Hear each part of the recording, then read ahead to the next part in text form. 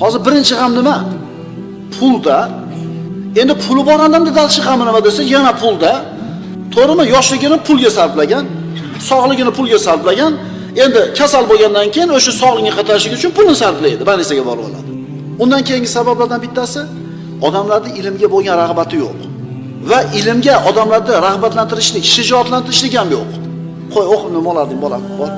Qo'yda. Molda hayda. Bor hunarni qil, pul top. Jon akalar, ukalar.